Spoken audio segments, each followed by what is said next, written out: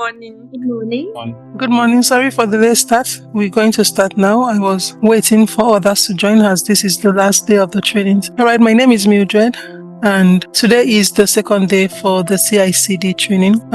We'll just give a brief overview of what we did yesterday for those who are joining for the first time today, and then we'll go straight into cloning the source codes. So CICD, as all of you already know, stands for Continuous Integration and Continuous Delivery or Deployment. And we always need to have a pipeline where we can automate code deployment and make changes readily available, or make our code always ready for hosting at the end of every day when we are working on different tickets or different functionalities of a project. This pipeline consists of a channel from your development server to the code repository to the production server or the pilot server for test. And this now means that we need to use a version control system. We're using Git as our version control.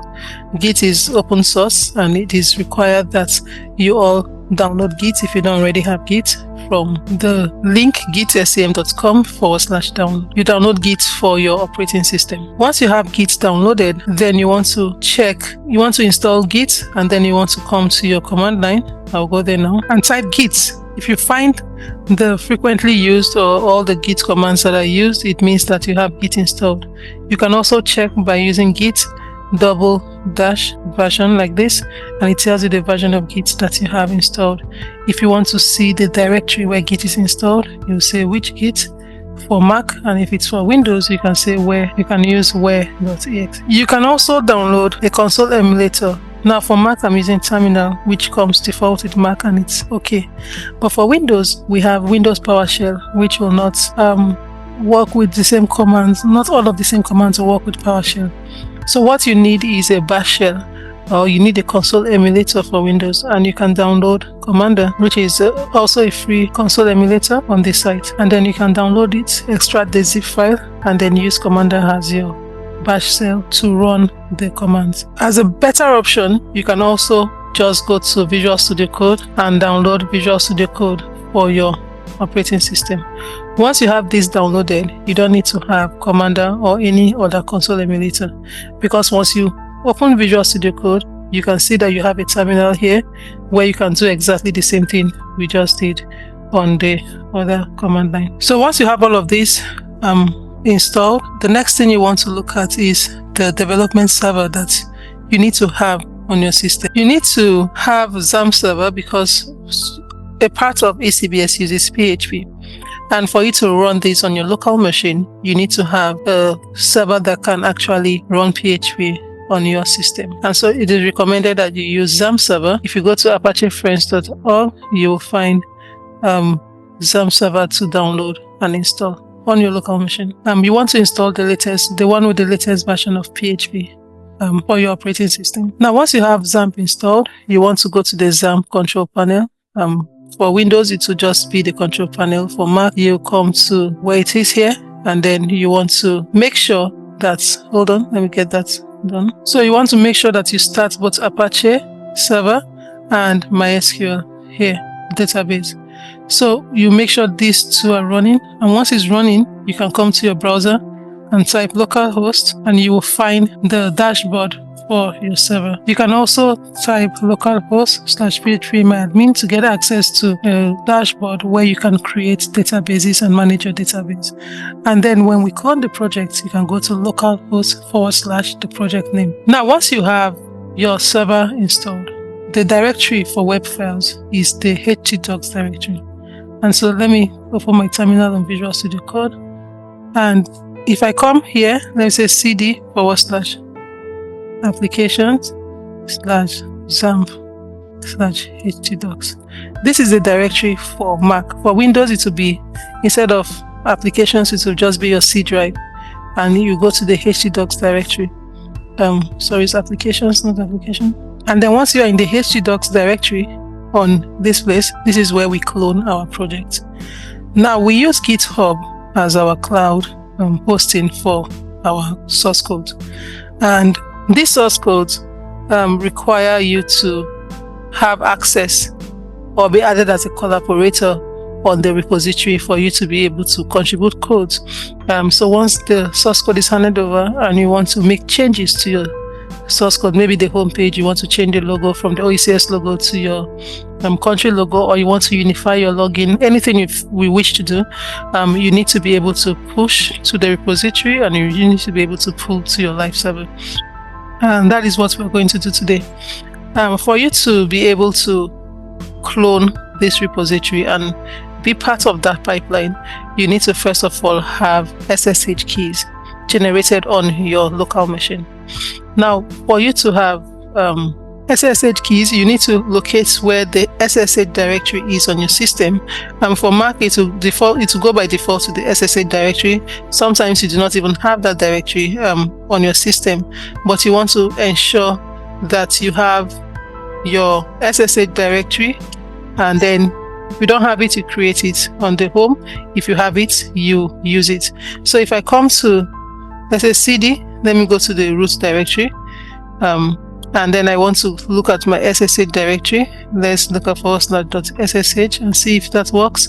And it doesn't have that directory here.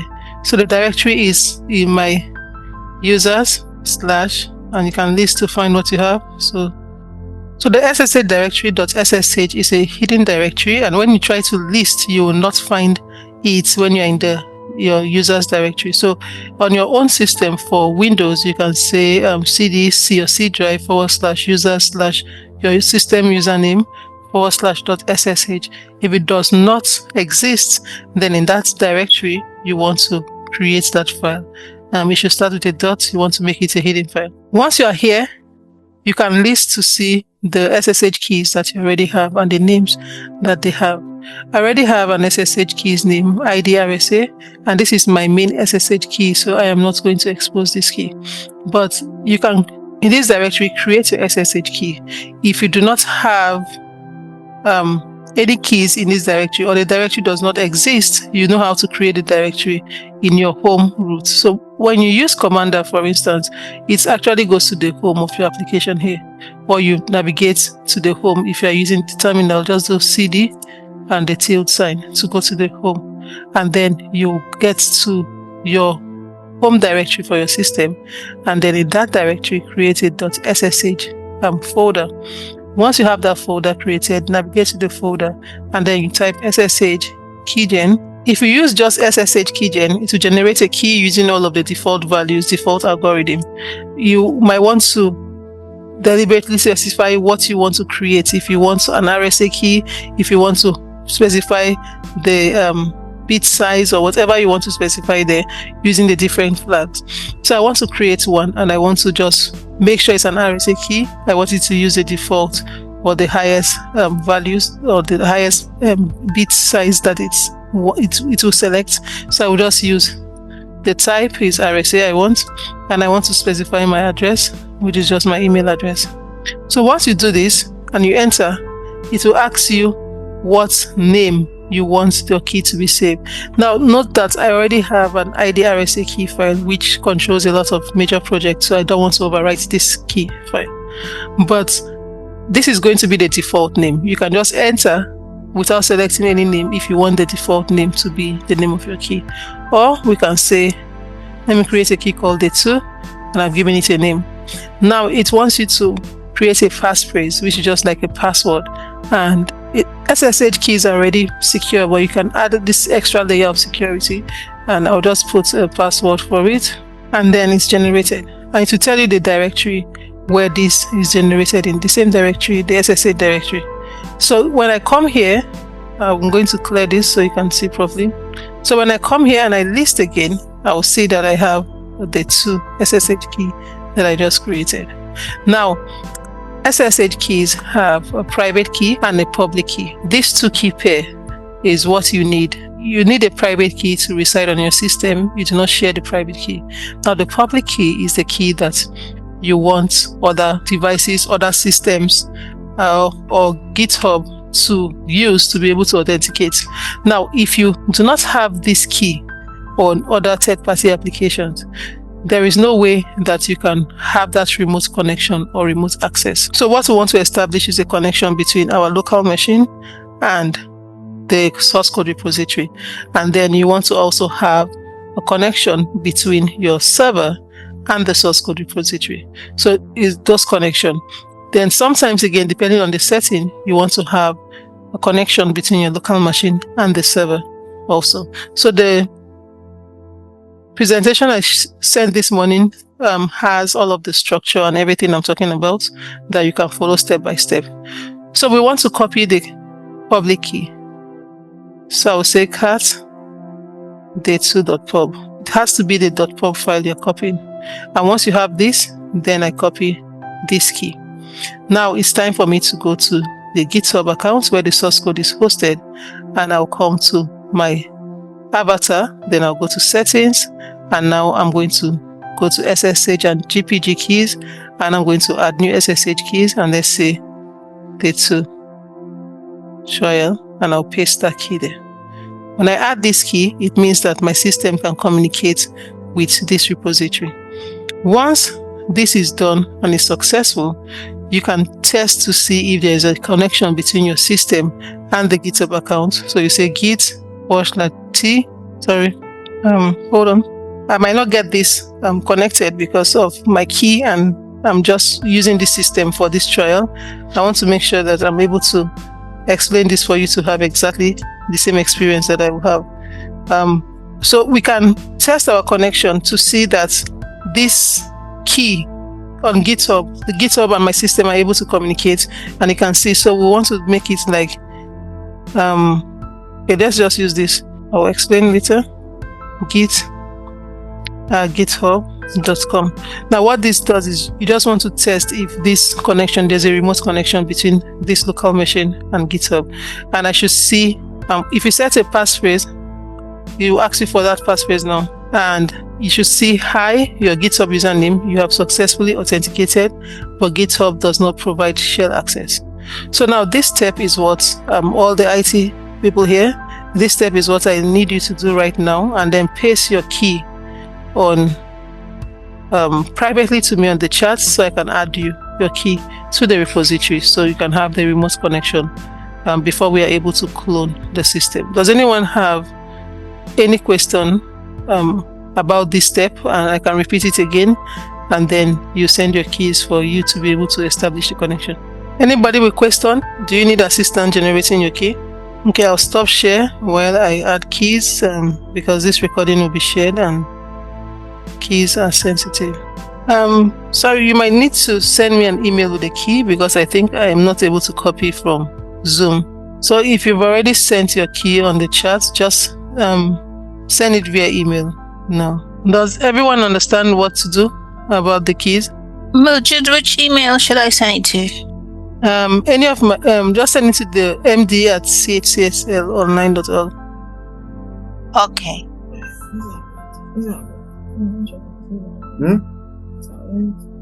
You don't want me to talk? All right. So now the next step is I will send you the link for you to clone the pilot server, the pilot source code first, and then we'll clone the live source code. Okay. Okay. So for St. Vincent, your repository name is svg-hipms.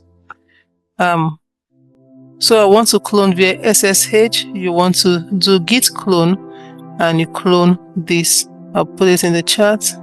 So you type git clone.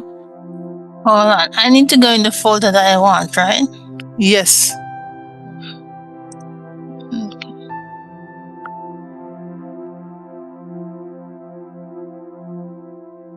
So I just pasted what you will use there to copy the. Are you getting through? Type in and get in. Yeah, I can't copy the link from the Zoom either, so I have to type. Then for Javier, I don't know, were you able to test the connection, and are you connected? I think I am, but because I used that same SSH key for other accounts, I don't know if it's colliding with those. But it says I'm connected. Yes, it actually shows here that your key is already added, so it should be connected. So I will send you a link to just clone one of the source codes. To be sure that. Okay, so you can navigate to the directory where you want to clone this and type what I just sent to you. Another thing, what is your GitHub username? I'll send it to you. Okay. For Harriet, what is your GitHub username? I have no idea. What about the email address you use for the GitHub? Oh, I think it's either. Right, that might be the username, I think, and the email address is. Yeah, because I think I used the email address to log in. Okay, let me check that. That's me. That's me. Okay, so I've added you as a collaborator on your pilot repository. I'll add you on your live repository. Harriet, do you recognize all of this email? I think this username. I know this is for Lisa. So I can remove those who are no longer there. I know that's for Lisa. Do you still have Nilan with you guys? You can remove Nilan. Okay. You can remove Shafana and the other one, Asquith can stay. Asquith? Yeah, Asquith can stay. Asquith can stay, okay. Alright. Oh, you know what, Mildred? Yeah? We don't have access to the Learn server here to log into it. Asquith doesn't have any access. I can get into the production server, but I can't get into the testing one. Is it on the site or at the back end, the server itself? The site. Oh, the site. Okay. Let's go there. Okay. Which of them? Both portals, right? I was just trying to do the top one. Okay. So I will send you the email and password of the test super user account, and then you can create accounts for everybody. Okay. Yeah. Okay, so my thing is still downloading. Okay. Oh, it's just done. Hold on, let me see. Okay. Okay. So you have the project clone now? Yes, please. Okay, so that is for your production source code you just cloned. And now you clone that for your practice site here. So anytime you want to do anything on the system, make changes, maybe you want to change logo, you want to change how your homepage looks, you want to do it on this repository that is named Vincent first. If it works out, you test it, you like it that way, then you can just copy over the same thing to the SVG-eCBS repository. So for that to be in production. So the way this is wired up is not using GitHub Actions where you can just automatically switch between push to pilot or push to production. You have to manually pull to pilot and pull to production. I don't know if you understand. Yeah. It doesn't automatically. We have to do it ourselves if we want to put it. Yeah, you just have to run git pull. So the next thing we'll look at is the git commands you just use on your day-to-day work. Okay, so you're saying this SVG-eCBS is our production. Yes. Right. So if I wanted to, because I'm not that versed in Git. For some reason, or not for some reason, I'm not that versed in Git, right? But I'm thinking, I'm not so sure if this is related to it. But if I wanted to just deploy this here now as like just to see it and test on my end. Okay. Do you have your XAMPP server? Because you need a XAMPP server to run that locally. I don't use XAMPP anymore for development. I just use work on Ubuntu. Yes, but when you work on Ubuntu, do you have a local server on your machine? You have Ubuntu, right? Do you have like an IP, your local machine, to start or to run a project to be able to see? Like if I come to localhost on my local machine, right? I'll come to the project. Okay, so what I usually do, because I don't use, like I said, I don't use XAMPP anymore. Because I actually have XAMPP on my machine, but honestly, I'm working on so much project and I have so much thing on my desktop machine. It's getting on my nerves, to be honest. Because it's like I'm overlapping things. So what I do on Ubuntu is that I put it on the server. But I could put it in any folder and I symlink it to htdocs. And I can put it at a separate port. Okay, so what is your local host? When you want to access your system, like you want I use the IP address. Okay, so now go to the IP / the name of the project. No, that wouldn't work because it won't work? No, that's what I said. When I use it for development, what I do is I symlink I work on my developer because on Linux you have permission problems. Yes. Right. But I work in my own home folder, right? Okay. And I symlink it to develop the htdocs to get it outside. Yeah. And then that's how you get it on the damn thing. But you put it on the port. Because right now I'm on the Learn server, so I would have to set up a link and set up a port in order to see it. To see it, yes, that's what you have to do. Yeah, so what I'm saying is that, so what about the connection to the database and all of that? How is that working? I know you might have said it 100 times and I missed it, but this is my first training. And yes, so we're getting to that part now. That's the next topic now. Oh, okay. Yeah. Okay, but I apologize if I asked because I missed quite a bit of training. But this not a problem. I mean, the training purpose is for you to ask questions and get clarity. Oh, okay. So, all right. So, is everybody who wants to clone for today? Are you done? Does anybody have any more questions before we move on? And what I'll do, I'll provide a manual, step-by-step manual for this. So for those who are not able to clone today, what will happen, you contact Paulette or anybody at the OECS to log you in and help you clone. But for those who are able to clone today, you already have access to your code. Now, what is going to happen is that between now and the end of December, you shouldn't make any changes to push to your repository because I'll be making the final update to the system. So once I do that, I'll send an email that I'm done with all the updates. You always want to create a pull request if you have any changes. And then if it's not breaking change, you can just merge if you want to start working on your page. Let's say that countries who want to just change all their logos to be the government logo or something. So once that is done, there will still be a manual coming out next week for all of these commands and what you need to do for your day-to-day management of your repository.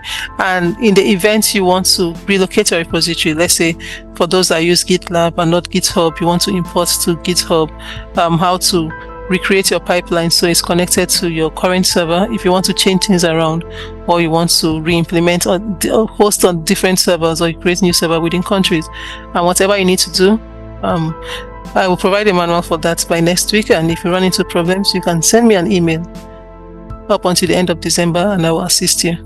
Okay, so when you come to this repository, if you look beneath, there's a readme file here. This readme file is a file you need to update. Now, if you are writing readme on your system, you need to understand how to write Markdown. Markdown is not difficult to learn. You don't need to learn anything. You just need to learn how to write a sentence, how to write a heading, and how to write a code in Markdown. And once that is written, or you want to edit, so the steps are this. Initial step is to clone the repository. You can clone using HTTPS or SSH like we just did. And once you have cloned, you need to create an environment file, .env file. Now, the name of your database is what you need to set. Now, you can set, I use a default name of country. You can create a database called country if you want to, or you create any other name you want, but you just name it. So you want to copy this, all of these environment variables here, and put in your values. Now,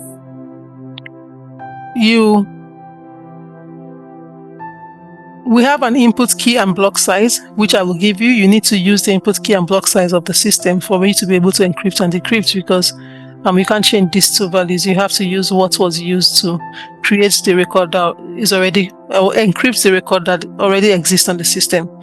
Now, this email address, password, SMTP, host and port and secure is what controls the system emails that go out. Now, if you recall, sometime earlier this year, I asked for a no reply email address that I will use for sending out system emails. So when you create an account, you get an email to activate your account. The email address you put here is what controls that. So you need that email address, the password. It should not have two-factor authentication because then it will block this from sending out emails from the system. So it's just going to be an email that is not secure. That's why I said a mailbox just for that purpose. Maybe a no reply mailbox on your government domain. And then you will put in that email address there and that password for the email and the SMTP host. It depends on whatever host. If you're using Google service, your SMTP host might be 587 or thereabout. You find what the SMTP host for Google is and what the port for Google is. And then, but if you're using Hotmail or Yahoo, we advise against using those free domains. But most of the time, the government domains have third-party hosting. Sometimes we have our official domains that are Google domains also. Even though it is like .gov.vc or something, it might just be a Google box too, but just using your domain name. So that you want to provide the host, the port, and then you want to state SMTP secure, and then you want to put the auth. So secure if it's TLS, you're using SSL, you provide it there, and then set this, leave this as true. So the values you want to change, the values that are, all the values here are variable. So if your database is on a different server, you want to provide the IP address of that server, but not localhost here. And you want to make sure that that server, the MySQL configuration file is edited so that you can accept connection from or accept any incoming request from another server there. So you want to copy this. You want to go to a directory when you on your project. So for St. Vincent is SVGHIVMS you have on your local machine, right? Then when you cd into that directory, then you want to cd into countries/country, and then in the countries/country directory, you want to create a .env file, copy all of these, and then change the values according to the values of the database and the password and your ports that you have created. I don't know if you understand that, Harriet. Yeah, I do. I did actually go through that before in the other training. Can I change the folder name here? It shouldn't be a problem, right? I only want to change it because it's the test one. I just want to add test to it, just in case I forget next time I come back. Okay, so do that on the other one, the Vincent. You want to leave you don't want to. No, the one that I just downloaded, because I wanted to just change the name of the folder to go forward. Okay, so what I'm saying that maybe you have a copy of the original and then a different copy for the folder name that you change, because the thing is your folder name, you want it to be the same as your repository name, so you can easily push to this repository. So if you want to just use that for practice, you want to use the other side, Vincent, the other one. I sent you the link to clone the the Vincent. Yeah, you can use that one and change it. All right. So once you have done this, then you are you have access to your source code.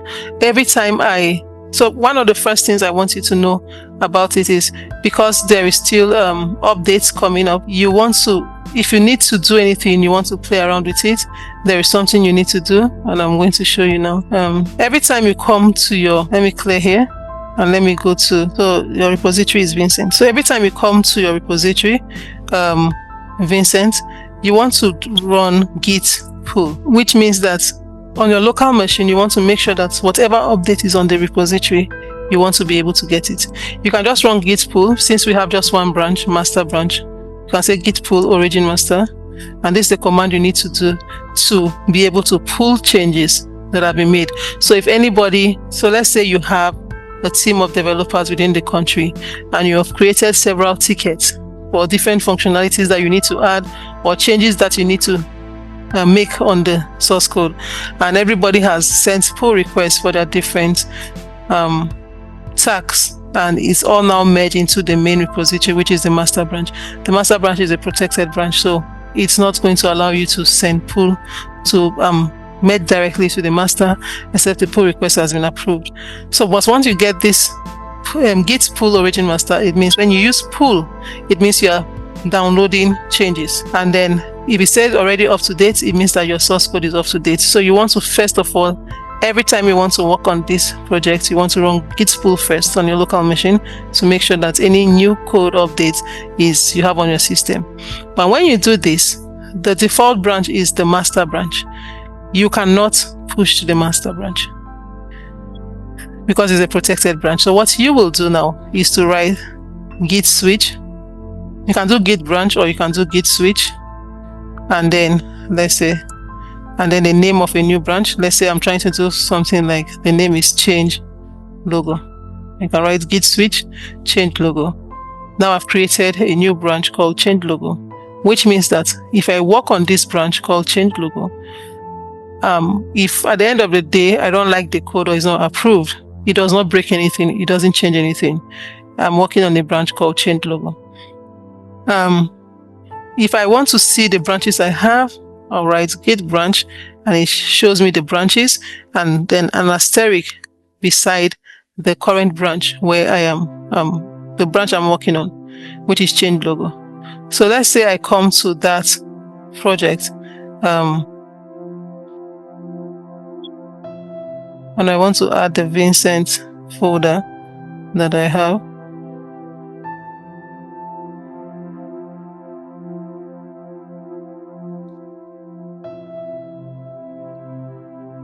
Okay, so let's say I come to this Vincent folder and let me just make a change to just one thing here.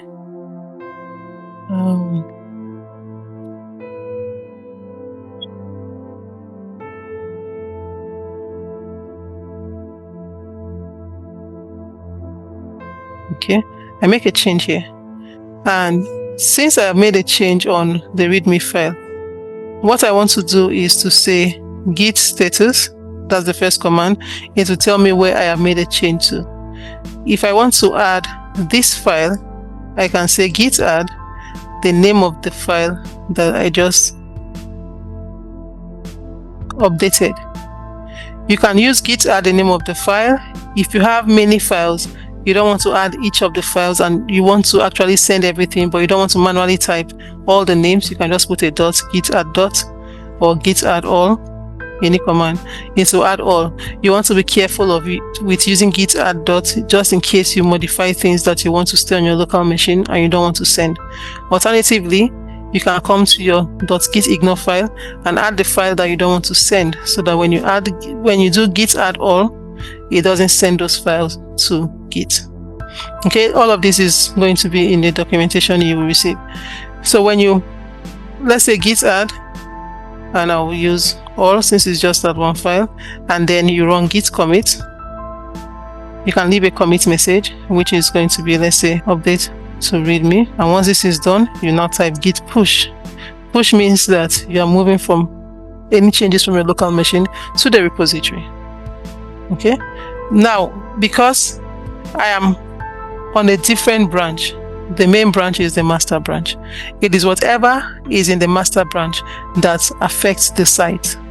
Anything on other branches does not affect the site. So I want to say git push origin and then the name of my branch here, which is change logo. Git push origin change logo. Now it's going to create a new branch called change logo in your repository. So when we go back to the repository now,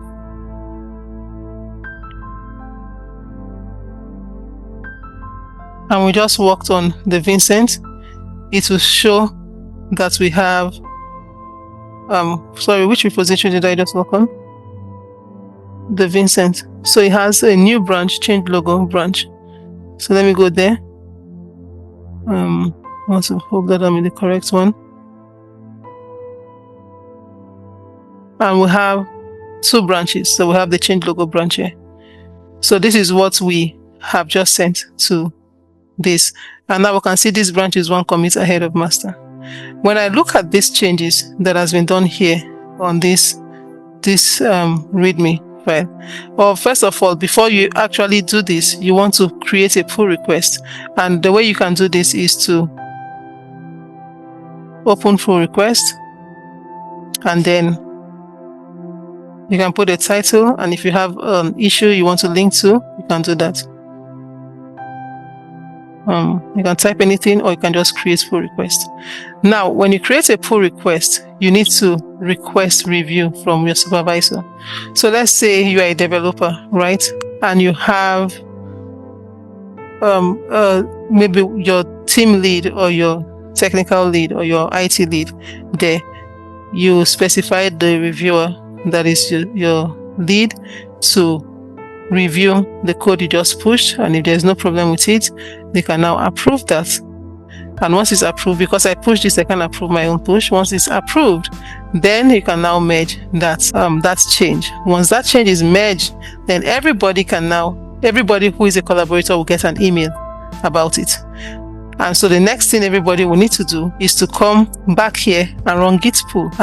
Navigate or switch back to your main branch. So let's go to git branch, which is the master branch. Let's use git switch, sorry. And so we've switched back to the master branch. When we run git branch, we'll see that it's on the master branch. So at this point, when you're in your master branch, you can now run git pull. And if the changes have been merged on the master branch, it will now update your code here. And if it's already up to date, then what you can do now when you're in your master branch and this has been merged or approved, you can now delete this. I think it's git branch delete, and then the name of the branch, and then that branch is deleted. So you don't have chaotic branches, and you know what branch you have to work on. Now, if you need to do a new ticket or a new functionality, you can now create a new branch off of the master branch, because the master branch is now up to date. All of these basic commands will be in your manual, but the major command that you want to run every time you want to do a maintenance check is git status, and you see if there's anything to be updated. If there's anything to be updated, you want to run git add to add that, the name of the file or all. Then you want to commit what you've added, git commit, and the commit message, and then you want to put git push to push that change to your repository. When you do git push, you want to specify the name of the branch, the new branch that you will send that to create a pull request. If you're on the master branch and somebody else made changes and has pushed to GitHub, you want to run git pull. So the first thing you want to do before you start any development work is to run git pull to make sure that your code is exactly what it is on GitHub. If not, you start having merge conflicts, and it can be a nightmare to edit your code to be able to remove that conflict. So you always want to make sure that the code on your local machine is exactly what is on GitHub. If there's changes on GitHub, you have to upload it on your machine. Does everyone understand? Yes, please. Okay, do you have any question?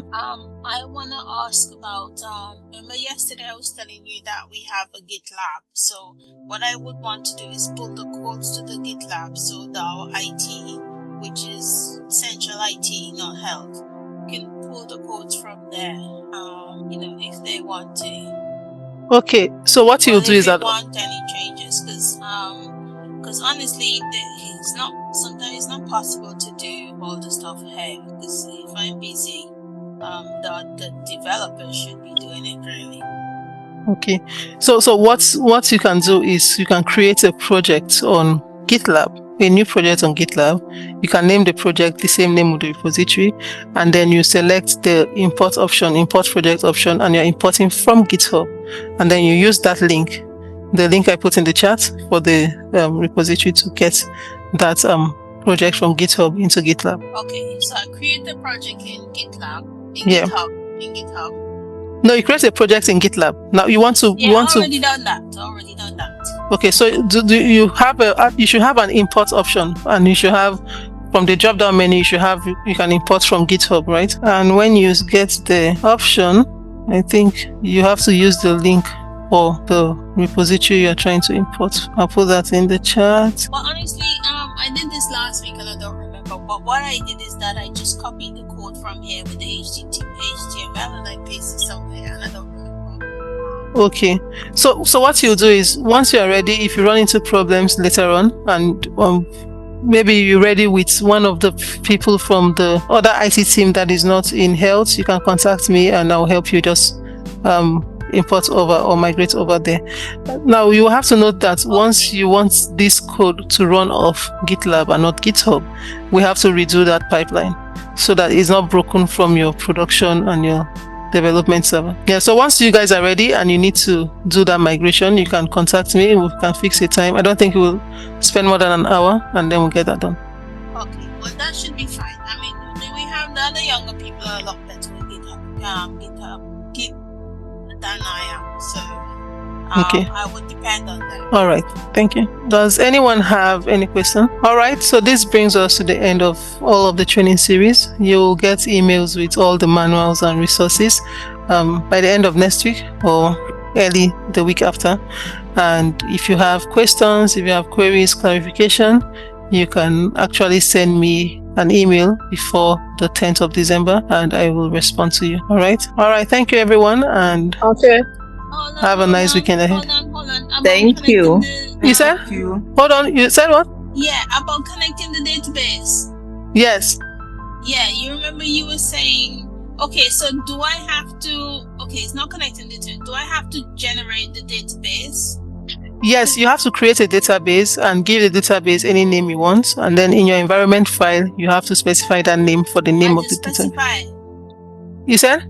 Okay, so I just specify it in the environment file. Yes, the name of the database you have created. That's all you need to do. Create a database. So I don't need to do anything to deploy the database. No. There is a file. There's a classes file in the source code that automatically creates all of your tables and views and everything. Once you have the database created, the system will do the rest automatically. Okay, I've seen that. All right. Okay, thank you. I understand. All right. Thank you. Okay. Well, have a great time. Goodbye. All right. Bye.